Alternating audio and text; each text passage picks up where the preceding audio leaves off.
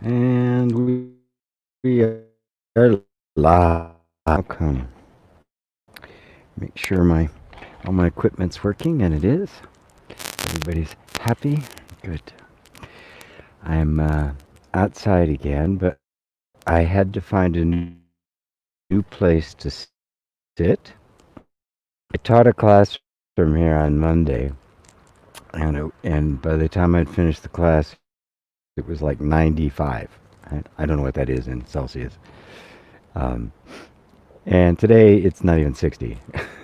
So I had to find a place where I actually get a little bit of sun.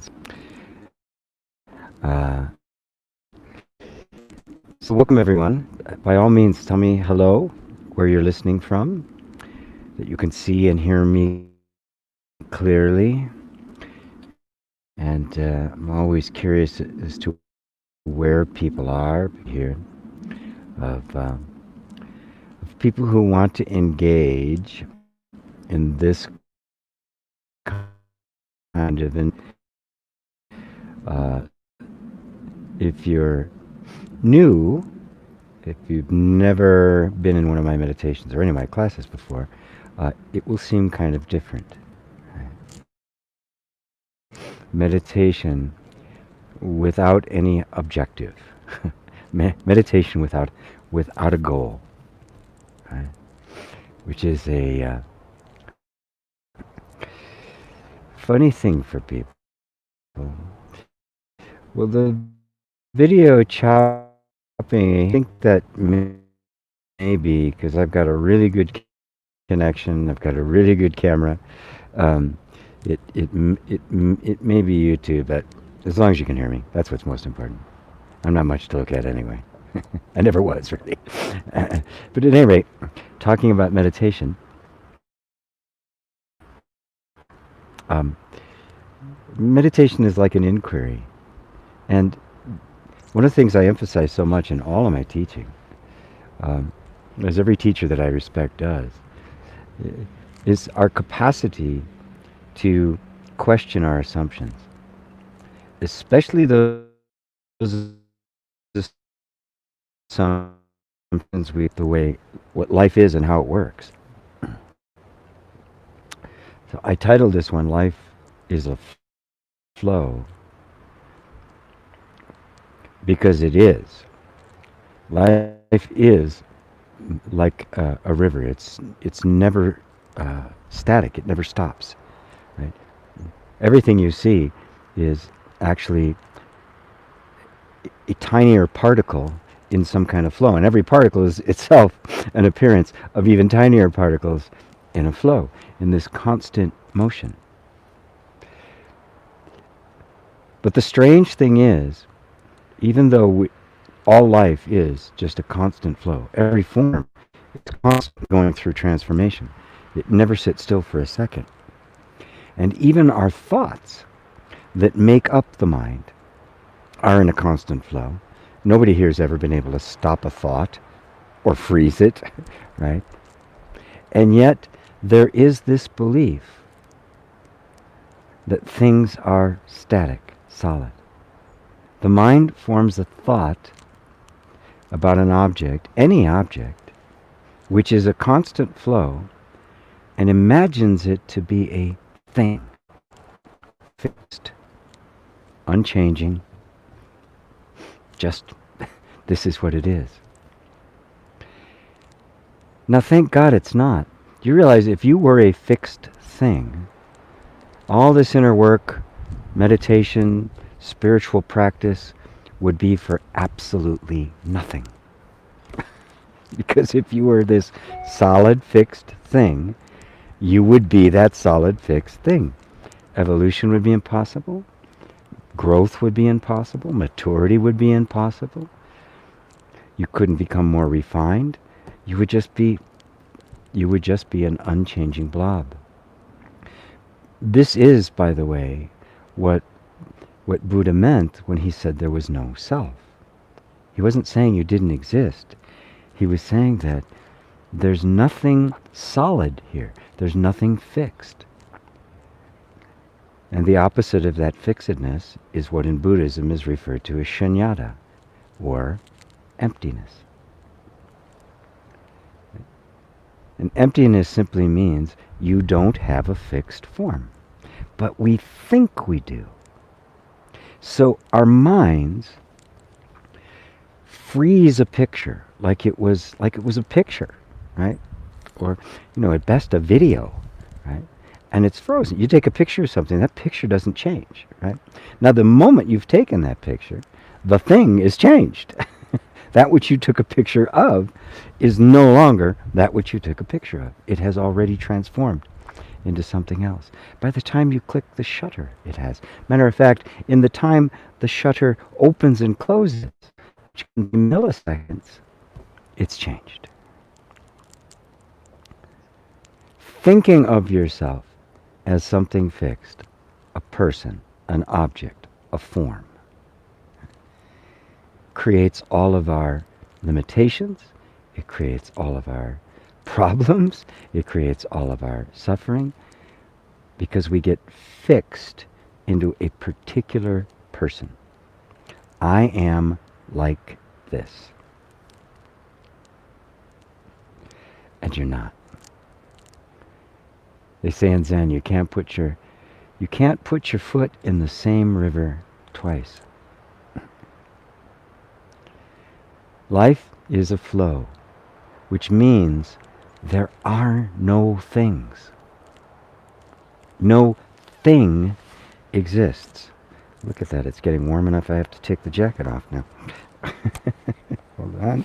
Oh, it's taking my microphone with me. There we go. It's back on my head. There's no fixed things. There are no things at all. Just a flow. Buckminster Fuller, the very famous futurist and architect, said, I don't know what I am. I'm not a thing. I'm not a category. I'm not a noun. I seem to be a verb, an ever-evolving process. Now, what would happen to your life, to your day, this day right now, if you simply set aside all thoughts of you as a thing and just witnessed this flow of life that, while it's constantly transforming, yet it maintains a form. Now, the form is never static. The form is always transforming into something else, but it's not like you look in a mirror and your face changes all the time, right? It changes gradually. This river flows slowly. Right? But I didn't look like this 10 years ago, 40 years ago, 60 years ago. I didn't look like this. Yet I'm still here, aren't I? The constant is not a thing. You are not a thing. But the sense of being a thing freezes us into a particular pattern of thoughts. Right? We then believe those patterns of thoughts to be myself, and we feel what? Stuck, right? What is the feeling of stuckness? I'm not flowing, right? The cause of stuckness? Thoughts. The idea, the belief that I am a thing. So, let's do a little meditation, which is why we're here. So close your eyes. If you've had a busy day, the mind is very active. Just start by slowing down your breath, making it more deep, to kind of bridge the interface, stepping out of the external world and into the internal world.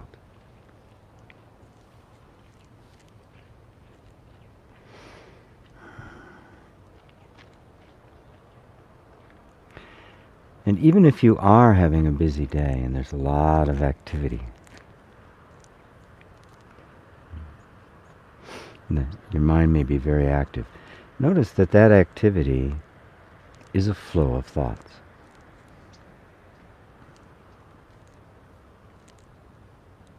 Really become aware that your thoughts never sit still. Even the thought of myself or some kind of a fixed form, it comes and goes. It never sits still.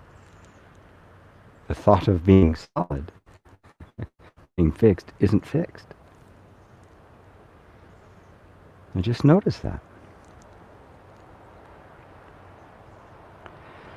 We're looking at this with a very discriminating eye.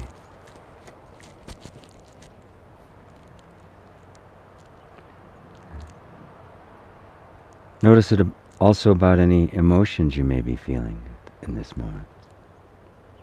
Fear or doubt, maybe worry, or anxiety, maybe even calmness, maybe even a sense of elation. But notice how it's moving. It's not stopped. Notice how every feeling, even while that feeling is here, is undulating. It's like a vibration. And then it fades.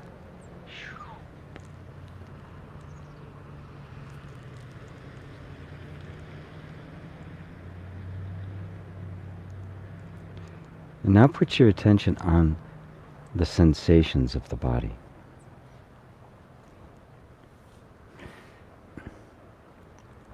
Now with your eyes closed, let it be pure feeling. We're so used to defining things in the mind, which is where the only static things exist, and not things, just thoughts. It has an image of your body, but with your eyes closed, you're not experiencing that image. So it's just a memory. So don't engage with it, and just keep your attention on the kinesthetic sense, that feeling of the body.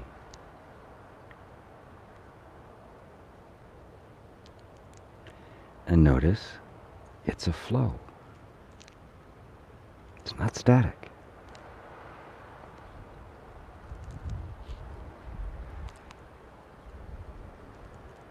No sensation just sits there.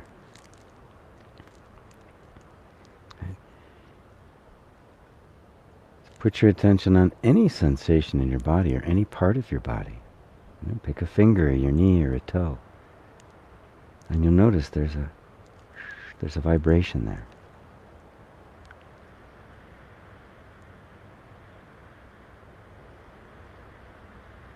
It's not a thing.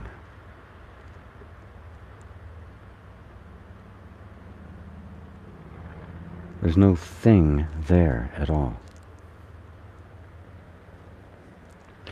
And maybe you can notice there's not actually a body there as a thing.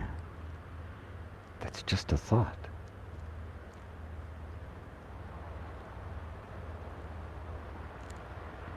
There's just a flow that the mind has called body, categorized it, and turned it into a static picture, a Kodak moment. So even drop the word body. And what are you experiencing?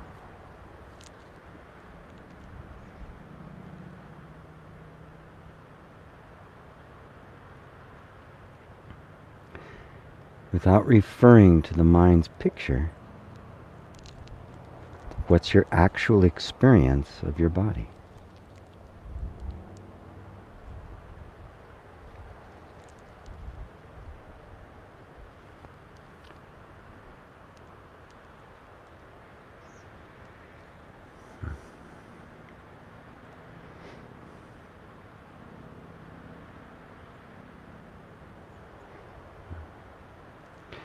And see if you can stretch out even beyond your senses, beyond the skin.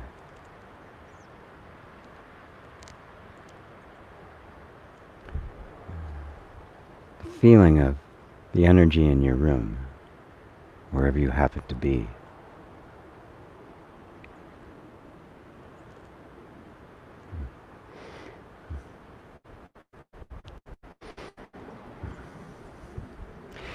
Can you really find a boundary between the flow that we've called my body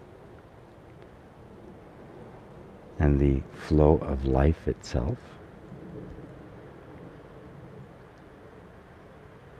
Is that boundary we all believe in your actual experience? Or is that boundary no more real than the boundaries between countries? Just made up. Notice from your point of perceiving it, the experience of what you call my body and what you call not my body is identical.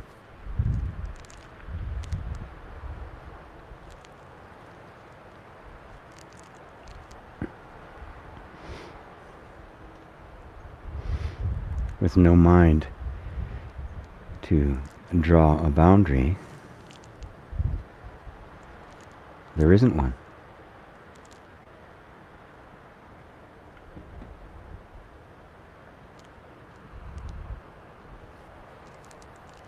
And where are you in all of this? The actual perceiver of this remarkable, endless flow.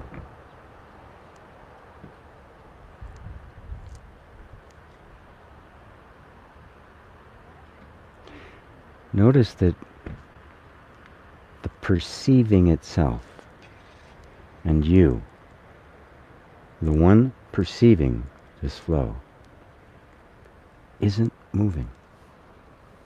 It's not flowing.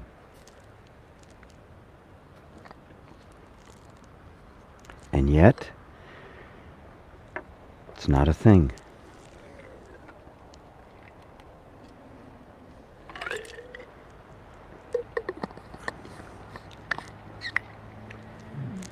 Anything perceived is a flow.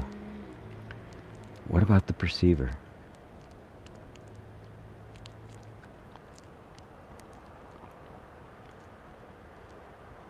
The witness of it all.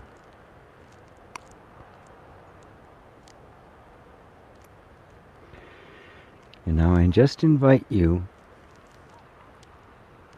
to trust in your own insight, to trust what you are seeing. This isn't a visualization, right? We're not using imagination. This is a sober looking, breaking down the walls of the mind.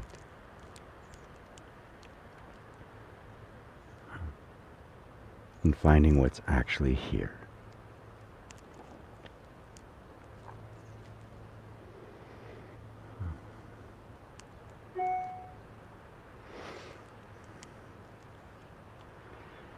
And I want you to trust in what you're seeing. It contradicts everything you've been taught. It contradicts what the vast majority of the people in the world believe. It contradicts every teaching, every institution, every human organization. And yet, looking with your own inner eye, can you doubt it?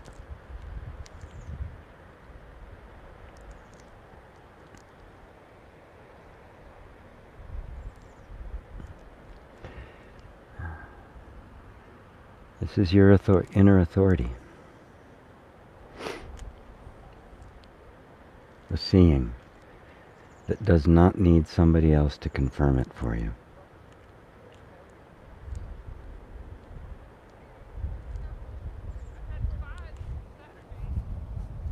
So, as we get ready to come back from this meditation, which is really a very clear, sober looking, recognize that you're simply turning your attention back outward. But you never actually leave here. Point of perceiving and the one perceiving never mixes it up with what is perceived. It always remains here, the light at the center. So take a deep breath, move your body a bit, and go ahead and let the imaginary world back in for a little bit. Let me say hello to everybody as you're reorienting yourself to more stimulus. Rosario, love to see you. So good, so good. In Spain, we got Janet in Scotland. We got Himank in, how do I say that? Chittigar, India. Dale in Massachusetts. Got Cheryl. The sound is distorted. Does that happen? I didn't notice anybody else say that, Cheryl. I've got a good connection and everything. So somebody said that the video was a little bit choppy, but not the sound. And I'm looking down here, and nobody has told me anything other than that. Okay. So I have been keeping an eye on that, and I'm also looking for a different place to live. So, because obviously I'm not going to be able to do this too much longer. It's getting cold. So, Ava in Poland, hello. How are you, and what about your car? Oh, it's just a flat tire, but to my great surprise, that my particular model, I guess I haven't I haven't gotten a new car in a very long time, and I guess they don't come with spare tires anymore. So I'm sitting there, and I'm all ready for satsang. So I'm all cleaned up and everything. I don't want to get under the car, so I called the tow service, and he says, "Do you have a spare?" I said, "Well, yeah, of course I do." Right? But then this little voice was going, "Maybe you should check." And lo and behold, I didn't. So I had to be towed into Santa Fe, because there's nothing out here, and it was Memorial Day weekend, and there was one place open. So I sat in a car dealership, or the car tire repair place, for 4.5 hours. There was a nice little Mexican restaurant across the street, so I could have some lunch. Other than that, I was just sitting there, just enjoying being. So all is well. The car is back and happy. Robert in Nevada. Hope the car worked out. all my friends checking in on me in my car. Absolutely fine. Absolutely fine. It was just one of those days when the universe said, "Nope, you're not doing that today. You're doing this." So there I was. Crispin. Hey, Crispin, my friend in Switzerland. Dorte in Denmark. Kasavadis. Good to see you here after a long time from India. Yeah, I haven't seen you for a bit, my friend. Anja in Germany. P.S. also in Germany. Kasavadis. The separate self is trying to make it solid, right? Well, yes, on one level, but I want to push to a better level. There's no separate self trying to do something. That would make it into an actual active entity, right? The separate self is nothing more than the belief that I am a thing. The thought, I am a thing, gives rise to the experience, our experience being interpreted from the point of view of that thing, and the separate self appears to exist. When it comes into being like that, and I believe in it, I'm feeding it, I'm making it active. So yes, you could say that this particular pattern of thought that makes up the separate self is trying to perpetuate itself. trying to make itself solid, right? Right. But if we really just leave it there, we end up sitting in a position where um, where the separate self has become a thing we have to deal with, right? Now the ego, I got to get rid of the ego. I got to get rid of the ego. I got to get rid of this thing. Well, no, there's no thing there. Only a pattern of thought that has been believed to be a thing. you, you know, you can't kill Mickey Mouse because he doesn't exist, right? You can't kill the separate self. You can't kill the ego, right? When people talk about an ego death, all that means is that momentarily the sense of being a separate self has gone away. But without the right understanding, hi, I'm back, it'll just come back because it's part of the vasanas. It's just part of the deep kind of patterns that are in every human being. So is that clear? Right? That there isn't actually a separate self. There's only the belief in it, but the belief in it causes the thoughts and emotions to form a pattern that give expression to that. And as long as the belief lasts, it will be held in place. And the essential ignorance is believing that what is produced by belief actually exists independently from me. And it doesn't. It's completely imaginary. It's completely dreamed. Every one of those thoughts, the belief, the believer, all of it. Does that help, Kasavadas? And hopefully you guys are checking at the bottom. You're still hearing me. Good. Still hearing me. Yay. Hello, Bridget. Good to see you. Bridget Ann Walsh. Another Walsh. Robbie in Romania. Hello, sir. Liz says hi. Tatiana. Hello, GP and everybody else. She's in Toronto. Amy. So good to see you, Amy. Where are you now? I know you run back and forth between Australia and I think Los Angeles or something. Cheryl, I posted the comment about the sound at the beginning. Sound was fine for the meditation. Oh, good. Yeah. Yeah, I think I did have a little thing. A little problem there for a second. Sound is fine in UK. Great. Marcel. Hey, man. Marcel from Germany. Where did the cathedral go? Oh! I don't go in there every day because the cathedral is a good 30, 40-minute drive for me. So I have to go somewhere where I have better reception so we can have good conversation. So this is a park that's about 10 minutes from my house. It's a beautiful national historic park with ruin. Well, actually, there's a cathedral over there, but it's the ruins of a cathedral that was built by. This whole place used to be Pueblo Native Americans.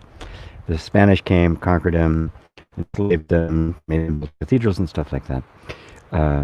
So I'm just in a different place. When I do the EFT course tomorrow, I'll probably be in. I will be in town by the cathedral, and I like to go there for satsang. It's a great place for satsang.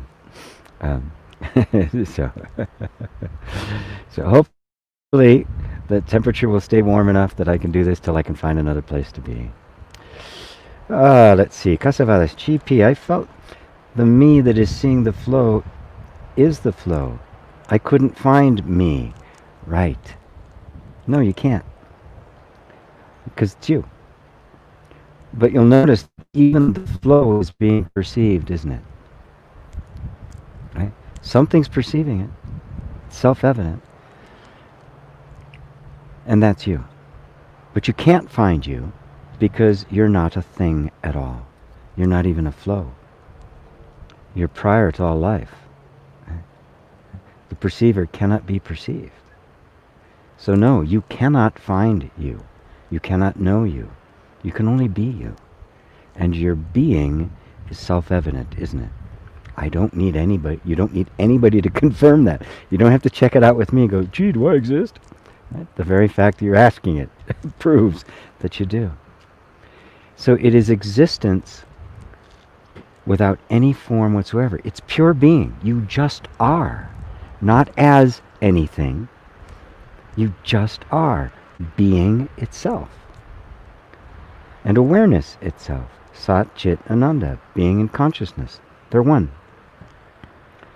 Awareness and being are the same. So you can't find you. But aren't you you? What's there to find? That I can't find is still the mind trying to find an object. But in a meditation like this, when we look at the flow, we realize there aren't any objects. There's just flow. But there's something even more subtle that's aware of the flow. And so is beyond even the flow. It is indescribable, right? I mean, I use all these words and we point at it. It's the I am. It's pure awareness. It's pure consciousness. It's Buddha nature. It's Shiva Shakti, Shanti Shakti, Shiva Shakti. It is. But those are all words to describe the indescribable. The best word for that is me. It's just you. You without you. Ramana Maharshi put it this way, and maybe you can get it. The I removes the I, the false I, and yet remains the I. That's the pure I am, my friend. Cheryl, I don't think of myself as a body.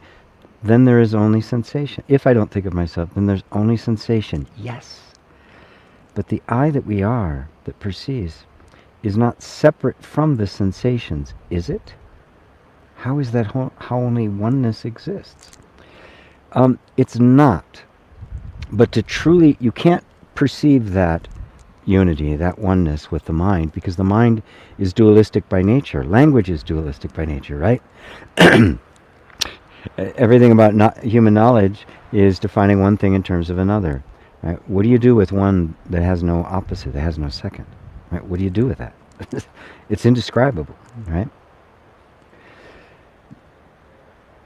So prior, though, there's the inward path and the outward path. There's the Vedantic path, which is what we're doing right now, and then there's the Tantric path, which is once you have seen that what you are is not even a flow, it's not a sensation. It is that which is perceived, because no matter how subtle the sensation or the feeling, no matter how absolutely subtle, there's some that are so subtle they're not even names for them. No matter how subtle it is, you're perceiving it. So you're even more subtle. And anything you could perceive about yourself can't be you, because you're the one perceiving it, which means you can't be perceived at all. And yet you know you are.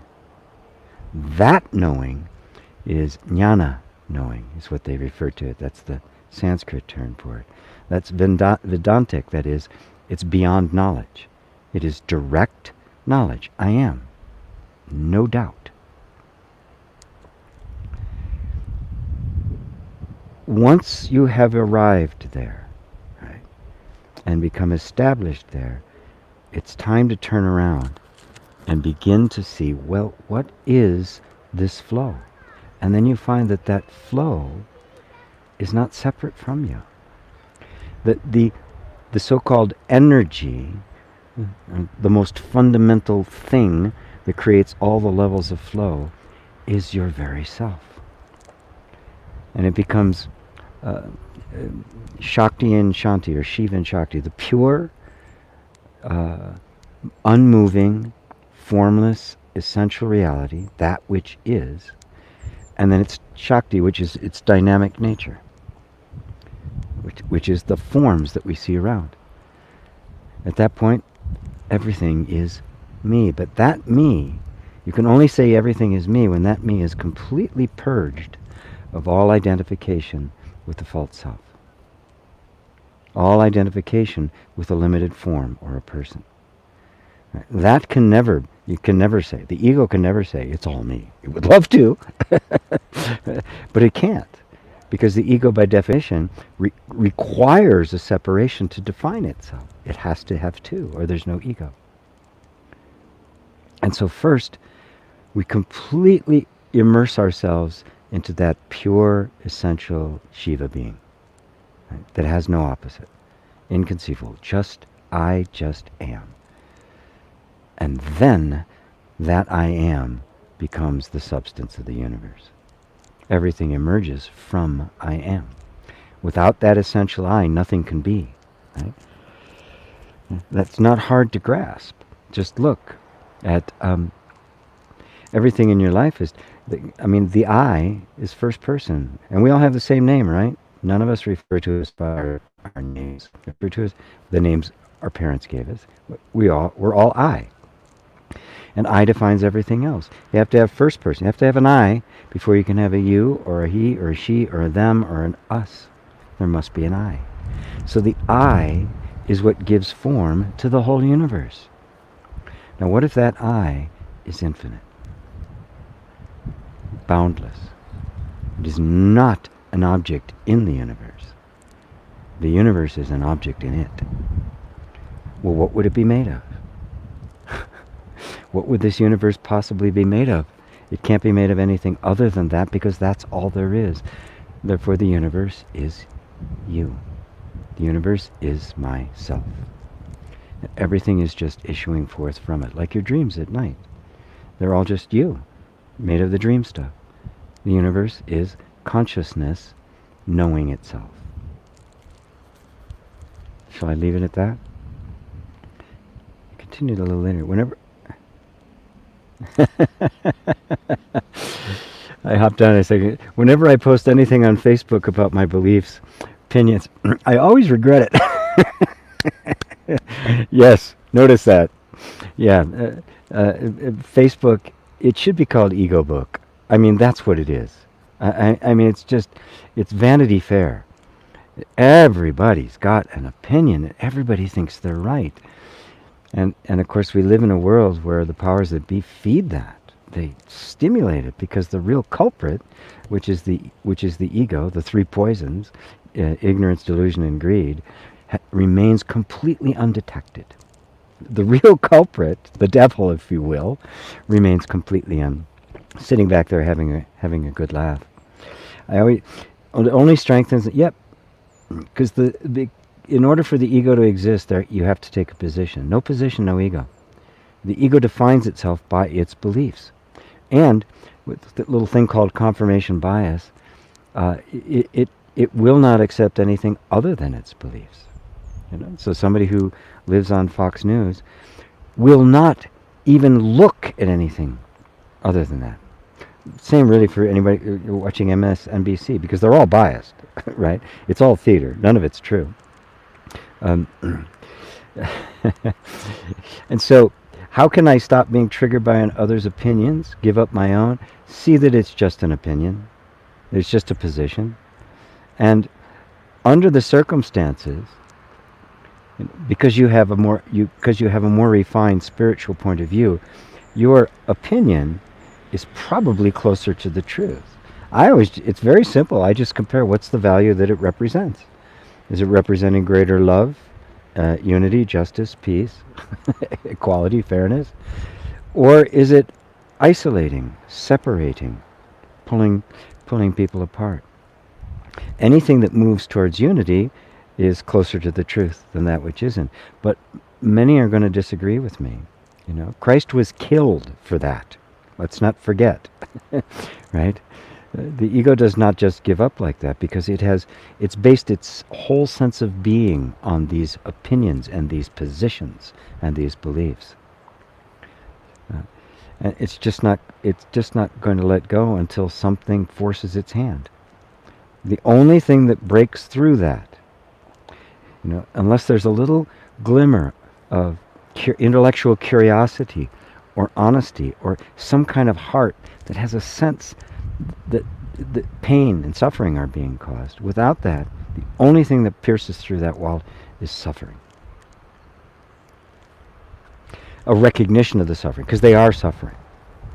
You see some of these people, white supremacists or anybody who's out, who's angry and full of hate, are suffering, and they're just protecting themselves. So yes, recognize an opinion as an opinion. Recognize the fact that you may have be coming from a higher level of discrimination, so you can see better.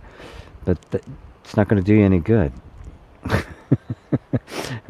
Right? All you can do is allow them to have their own experience, and just know that the same power that is moving you to spiritual awakening is moving them, because that's the destiny of all. And I know it's hard. It gets me too when I see things that are cruel. I know they're creating just ridiculous amounts of unnecessary suffering. Right? But I have to be the one place where everyone is welcome. Right? Everyone has to be welcome here. And I just trust that that kind of a unconditional love has its effect. So I had to move back here to Crispin. When being in trouble, pain, fear, or inner conflict, I recently started trying to feel the inner place of just being aware of all those uncomfortable feelings and sensations, without judgment, if possible. Right. So far, nothing changes, besides some kind of sublimeness during the meditation. Is there too much of an expectation there? Am I still on the right track? You're definitely on the right track. But here's the deal. The mind wants something to change, right? We want to see some kind of evidence. We want to see, it's working. It's working. Well, to the mind, working means it gets what it wants, right? Really, take all restrictions off. You're allowing to be in that inner place. Don't try to feel the inner place of peace, just because that's what you are. It's not a feeling. If it's a feeling, like everything else, it's going to come and go, right? And that's the problem, because we believe that somewhere we're supposed to get to peace, which is a state, which means somehow I've got to get rid of all these uncomfortable things. Well, the state of calm and the state of irritation or upset are two sides of the same coin. Right? Right. So peace is not the opposite of turmoil. It has no opposite. It's the nature of your being itself. So let go of any need or desire for anything to change. You don't. That's all the flow. You're not flowing. Right? So seeing peace as your very nature, that peace is the place from which all of this is being witnessed. Right? That pure perceiver, right? Is it? Does it have any judgments? Is it upset? Is it going up and down, or is the place of perceiving absolutely static? That's the true peace. The utter stillness that is the background of all existence. Without that, nothing would be visible. So yes, you're on the right track, right?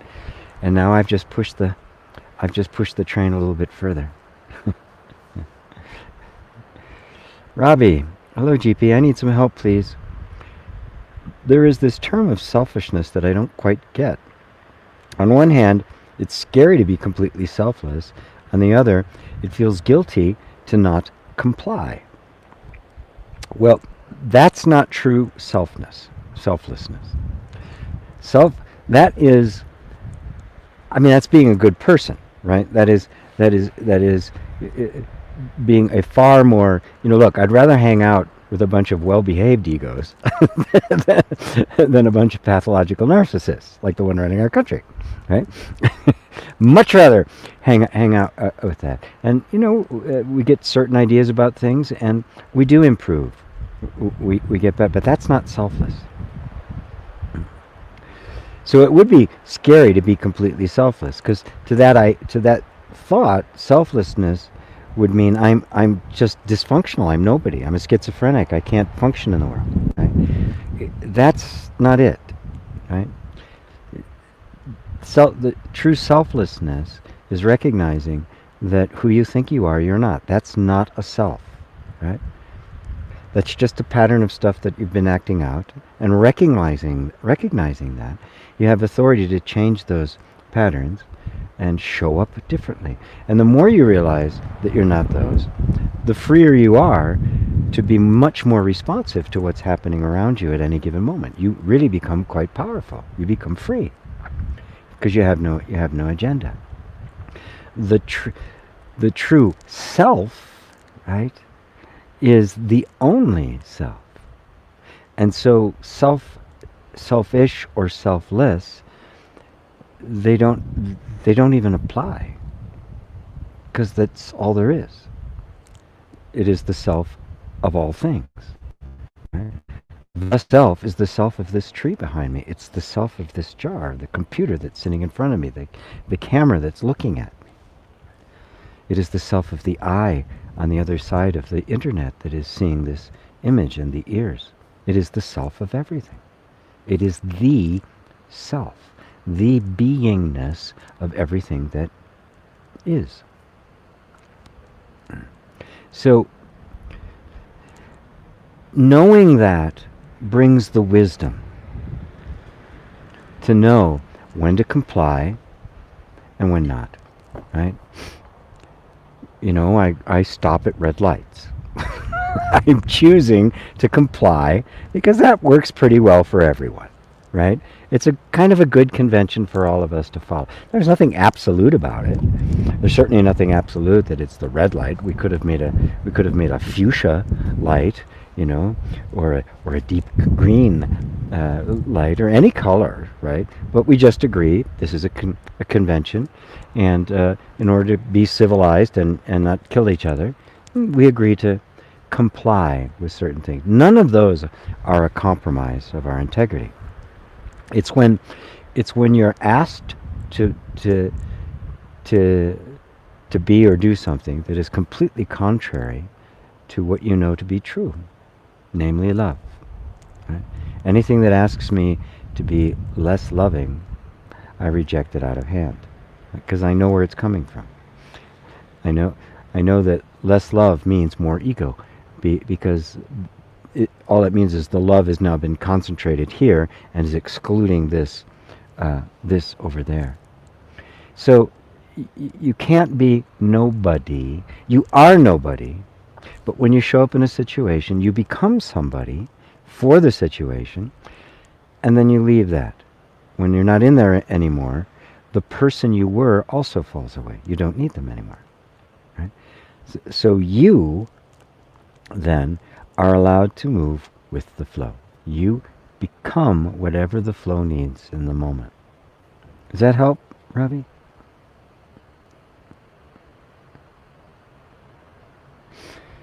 Krishavada says, yes, I got it. He said it twice. Good, yes.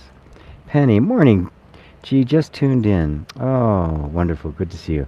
I was watching the brightest star in the southern sky, and remember that you said the star is not out there, but it's within you, and started to turn back in. Yeah.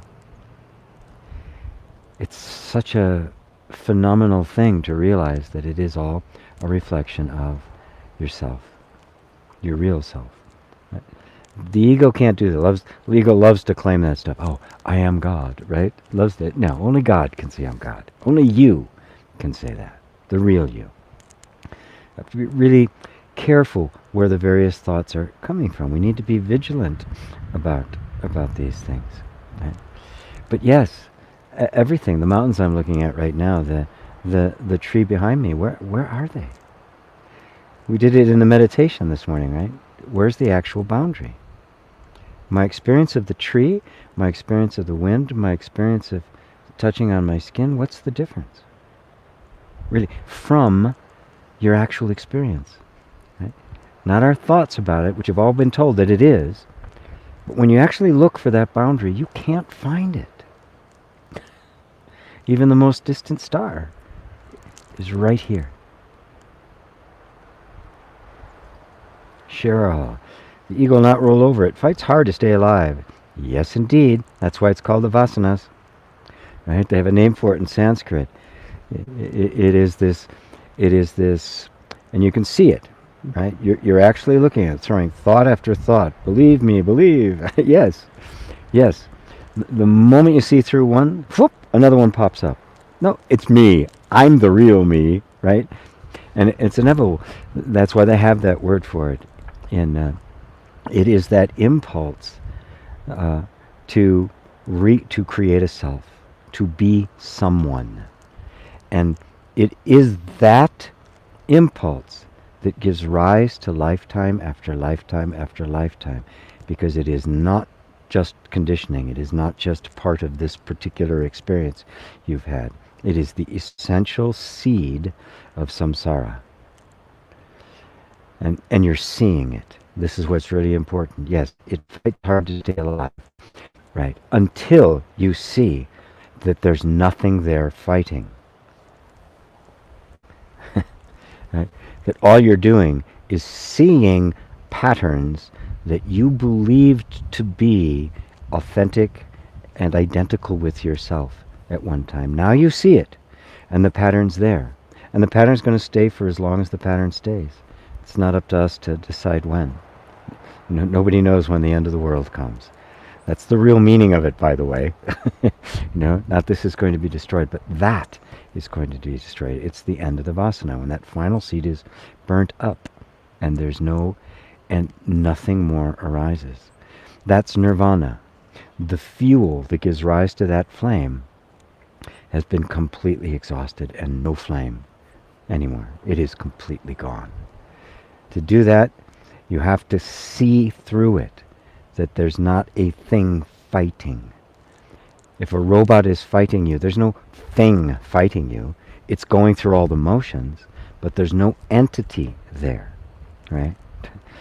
If you're fighting with a cartoon character, right? There's no entity there, even though it's activating. The only entity it has is what I project on it, because I am the entity. I am what is. It is not. And so this seeing, and even the struggle with it, which is also being seen, right? The struggle simply means you're no longer in the position where you're automatically sucked back into the story. That this is your taste of freedom, right? Let those muscles be exercised. Beautiful, beautiful. Faith. From Algeria. Hello again. I live in a place where I don't feel free to be or do who I am. I tried to manifest life in another country, but I'm still here. I did that for a long time, right? Eventually, an opportunity did come up for me. But here's the thing. It's not the country that you're living in, but the belief that you're living in that country makes you feel not free that is creating it. It is not the circumstances. It is our belief about the circumstances. Nothing in the universe can keep you from being free, because that's what you are. That feeling of not being free is there because the belief is, I'm not free while I live in this country, because this is not a country that's particularly kind to people simply wanting to be free. They won't want freedom. Well, actually, no government really wants freedom, not even ours. Right? It's all about power. So you don't have to go somewhere else, right? This is really important. Claim your freedom here and now. It's not something you can lose. It is not something that is given to you by the external world, by a government or some political body. They can't take it from you, right? Because they didn't give it to you. So that feeling is simply because you believe that because I'm living in this country, I can't be free. It's not true, right? Freedom does not come from the circumstances. It comes from here. And believe me, if you see that, first off, you'll feel more free right where you are. And eventually, the circumstances will shift to give expression to the freedom you've discovered inside. It doesn't work the other way around. If you try to get somewhere else to be free, you'll get there and you'll find you're not free. People go off to the Himalayas to meditate in the mountains, and they find they bring all of their crap with them. Right? That it didn't do anything special at all. Nisargadatta, who you've all heard me talk about, one of the great sages of all time, after his enlightenment, His wife had died, and he just left. He went off to the mountains, right? And he ran into one of his fellow students from the same master that he was with. And said, "What are you doing?" And he said, "Well, I'm wondering." He said, "What do you have to do that for? You're already free." And he goes, "Oh yeah, you're right." And he just went back, ran his little store making cigarettes, um, sat in the upper room, and then the whole world came to him, started coming to him. And I don't remember, it was sometime in the 70s, early 70s, when they published I Am That, and all of a sudden the whole world's coming to this tiny little room in the slums of Mumbai. It was Bombay, not Mumbai. So don't let any thought intrude upon itself that you have to be somewhere else to be free. Right? It's not true. And take that in, let it permeate your whole system, let it really kind of take over, and it will create freedom where you didn't even know it was. And thank you for bringing that to me, Faith. Thank you so much. Sue A. Hey, Sue. So nice to see you, GP. I always look forward to your satsangs. Me too. Tasquatu, namaste to you. Robbie says, thank you for your answer. It was a relief, and definitely saw that the guilt I felt is again a conditioned pattern that was in the background. Yep. Some form of stuck, imaginary, because you can't stick, right? Stuck only in the mind. Life doesn't get stuck. Look around. Energy. Got to work with that. Good. Very, very good. Yeah. And remember, there is no such thing as stuck energy. We only imagine. Our minds get stuck. Life doesn't get stuck. You don't get stuck. We just imagine ourselves stuck. Sue A. Watched a video last night on consciousness, and a question came up that I always wanted to know the answer. How can one consciousness experience multiple experiences?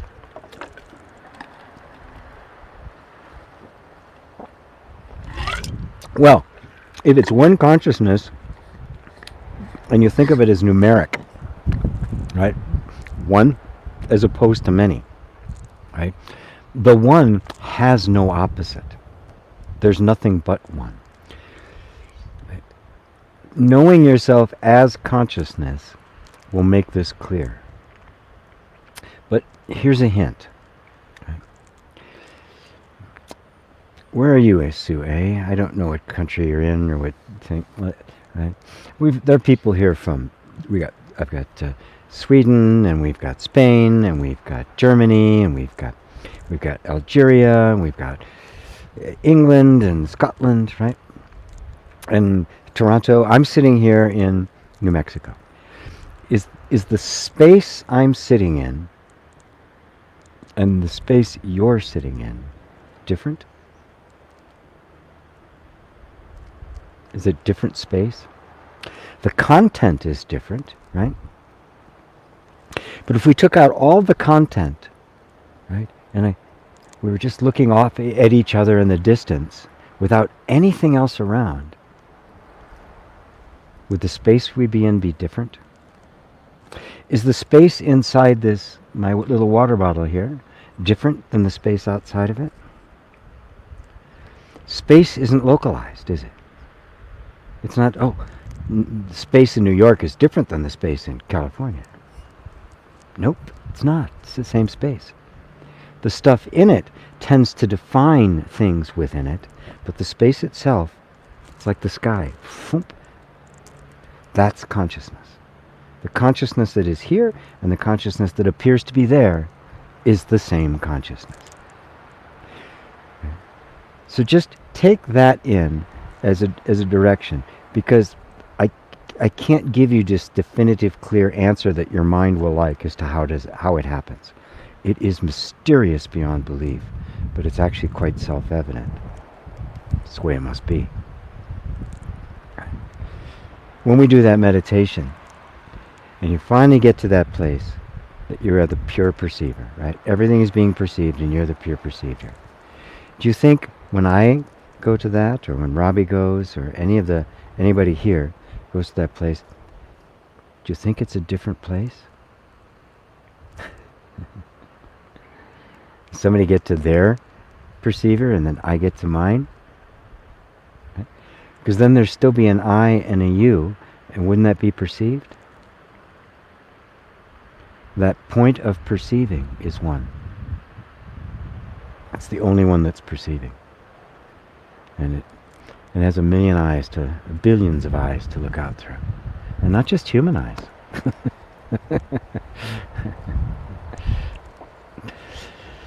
Does that help, Sue? Cheryl, leaving in a few minutes for a 1 o'clock virtual appointment. Thank you so much for answering my question. So grateful for you. Grateful for you too, Cheryl. And enjoy your 1 o'clock virtual meeting. Truth loops. If I am because you are you, if I am I because you are you, and you are you because I'm I, then I am not and you are not you. Yes, you got it.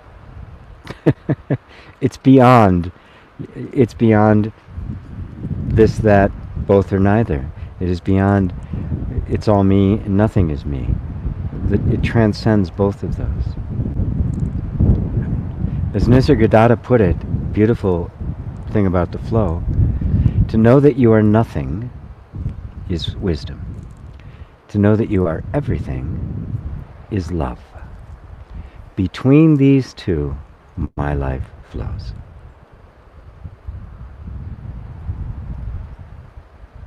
So it's both. This is the way it is because the universe is the way it is. It's one stupendous whole reflecting and through constant transformation, the indivisible and irreducible one. And in that one, it is beyond one and many. We use the word one, but that's just to approach it. It's a pointer. It is beyond one and many. It is beyond I am, you are, or I am not, you are not. No categorizations apply here. No categorizations apply to you. Because it's you. Sue's in New York. Good, good. Whereabouts in New York? I lived there a couple of times. Crispin, maybe you have time for one more theme. Yeah, I guess so. Maybe you have to... can the deceased persons make contact with the still living ones? Or is that an ego-driven question? I never reject a question and say it's an ego-driven question, right? You can make up your own mind about it. I don't sense that in you. I sense a genuine curiosity. Lots of people are curious about that. What happens after we die? I mean, it's kind of the birthplace of spiritual inquiry. Just, imagine we're hunter-gatherers out there, right? And the guy you're with every day, working together, risked your life, went into danger together, faced life with, and all of a sudden, they're gone. There's just this blob. Where did he go? Where did my wife go? Right? Where did they go? These are really... And of course we want to think they have gone somewhere. And I'm not going to take enough time to go into it in great detail. All I can say is that when you discover the essential nature of every being, you realize nothing is ever lost. The wave is gone, the ocean remains. And it's only imagining that the wave was something other than the ocean makes us feel as if something is gone. The wave is the ocean. Right? Now the mind wants to separate it out. Oh, it's the wave, and the wave's got the rise and the crest, and then the trough, and it keeps breaking things down in these little tiny particles, and it misses the unity of it, the wholeness of it. It is the ocean. The ocean is never lost. You are never lost. They are never lost because they are you. How can you possibly lose you? That particular form that you assumed, now I'm referring to the pure consciousness, that form, right, is simply a momentary appearing. Coming and going, coming and going. It's happening all the time. Right? The form I was when I was 10 years old is gone forever. Do I have a funeral for it? Right? Oh, my 10-year-old self. Oh, have a period of mourning and I wear black and all that. Right? You realize this is what is happening. It is a flow. Nothing actually exists except you. I think I'll take it as there, but no, it's not an ego-driven question. Not coming from you. Faith, how to tap into that inner freedom. Thank you for being here for us. touches me to hear that. Um, well, this is what we're doing, these meditations. Go back, there's 60, almost 70 of them now, right? Inner freedom means I am no longer identified with the thought of myself. I'm actually myself. I recognize that the thoughts of myself are, in fact, being perceived by myself. Right? That's freedom. Knowing yourself as you actually are. Right? And the practice, the spiritual path, right? Once it's actually been solidified into a genuine spiritual path, is the disidentification with what you are not. And the constant rediscovery of what you actually are. So, so you're already doing it. If you felt even an inkling of something as we've been talking, that's it. And where did that come from? It came from you. That is tapping into your actual nature. Freedom isn't acquired, it is discovered. Nothing is acquired. It's discovered. It's what you are. Dutchess County, yes, I know Dutchess County. Yeah, I've been up there. It's where Sue lives. Janet, thanks GP for guiding me home. Much needed after work today. You are the constant loving gardener. And you are the beautiful flowers. Thank you, says Crispin. Thank you to you all. All right. What is it about me that I am compelled to make sure there are no more questions before I leave? These started out to be like 15-minute little meditations that I would do and then say goodbye. And now look what's happening. It's a satsang every time we do it. Oh well. That's the flow. All right, everybody. I love you all. Namaste.